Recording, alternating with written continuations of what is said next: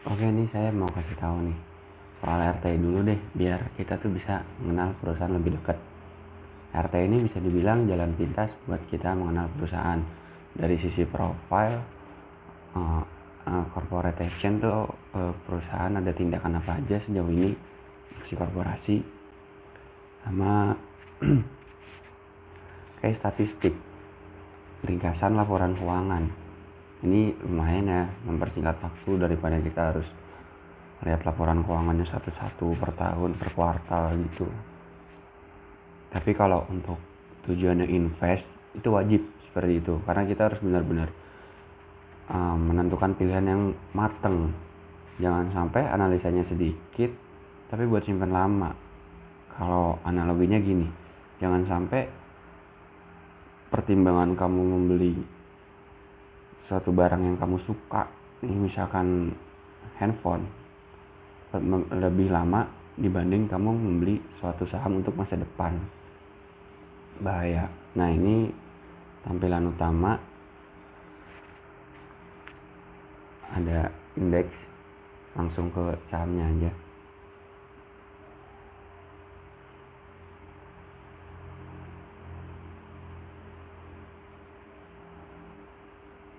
Nah, ini kita pakai yang saham besar dulu biar lebih mudah untuk mengertinya.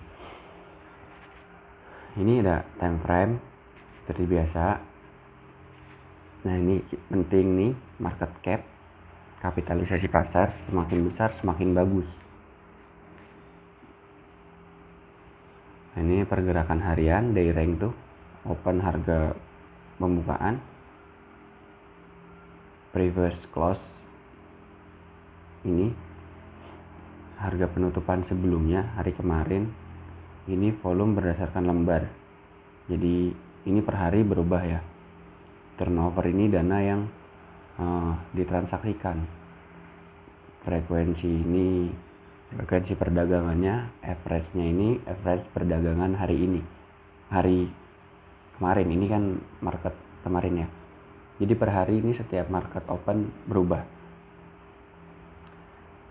Ini time frame kita bisa lihat secara singkat aja. Untuk ini minggu, weekly, monthly, 1 bulan, 3 bulan, 6 bulan, year to date, ini 1 tahun ke belakang. Kalau 1 year ini biasanya dari awal tahun. Biasanya dimulai dari awal tahun. Tapi ini saya biasanya kalau untuk trading paling cuma lihat 1 day, 1 week, 5 years, biar tahu aja selama ini tuh harganya tuh kemana. Oke, ke menu lainnya, profile. Nah, ini penting. Di profile kita bisa lihat secara singkat sektor, subsektor, sektor keuangan, jenisnya bank kan. Sektor keuangan tuh ada macam-macam, ada asuransi salah satunya, atau investasi juga, itu sektornya masih bidang keuangan. Listing ini tanggal dia daftar di bursa. Efektif ini tanggal dia mulai tercatatnya. IPO price, ini harga waktu dia pertama tercatat di bursa. Nah, ini jumlah dana yang didapat saat BRI ini IPO. Kalau ini jumlah lembar yang publikasikan. Jadi nggak semua kepemilikannya di bahasa simpelnya tuh, nggak semua saham perusahaan itu diperdagangkan di publik. Masih ada komposisi pribadinya juga dari total seluruh saham.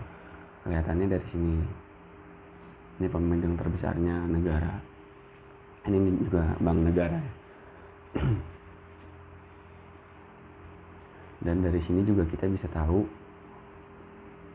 ini dia kepemilikan saham oleh komisaris dan direksi. Ini juga lumayan penting. Ini apalagi untuk yang tujuan investasi, ini dicari tahu orang-orang ini bagaimana kinerjanya selama ini ya. Ini jajaran komisaris, ini efektif 21 Januari. Jadi biasanya setiap RUPS ini ada perombakan di sini. Di sini nih ada perombakan biasanya. Nah udah, ini sekilas buat profile. Terus case statistik. Nah ini laporan keuangan secara singkat. Ini periodenya per kuartal 1, 2, 3, 4. Ini per tahun. Kalau adanya di sini ini kan EPS juga nih, earning per share. Ini EPS. Nah ini EPS per tahunnya. DPS itu dividen per share. DPR itu dividen payout ratio. Nanti kita jelasin lebih lanjut. Ini buat sekilas aja. Nah ini fundamental sekilasnya nih. Penjualan, sales, aset, liability, equity, cash flow, operating profit, net profit gitu ya. Ini bisa diulik. Nanti kita bahas di nextnya. Ini kayak statistik, jadi yang lebih diperhatikan sih di poin EPS-nya aja sih kalau untuk trading. Nah ini corporate action yang tadi, aksi korporasi saya bilang. Nih ada histori pembagian dividennya. BRI ini selama beberapa tahun ke belakang nominal ketahuan. Ini nominal untuk per lembar ya. Kan kita minimal beli 1 lot. Jadi harga yang di sini nih dikali 100 lembar. Gitu. Nah ini ada menu lainnya, stock split 2017 stock split. Jadi stock split ini simpelnya buat memecah menjadi lebih kecil.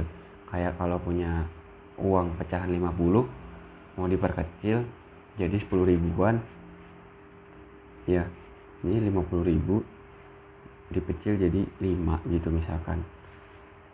Jadi secara nominal ini tetap sama, tapi secara jumlah banyak. Yang tadinya 1 lembar jadi 5 lembar gitu. Stock split, dividen udah, pembagian keuntungan. Nah RUPS ini yang tadi saya bilang, ini info-info RUPS ini ada di sini biasanya. RUPS tuh biasanya kalau ada penyampaian laporan keuangan, public expose, atau perubahan direksi, atau mau reg issue, pokoknya berbagai aksi korporasi nih.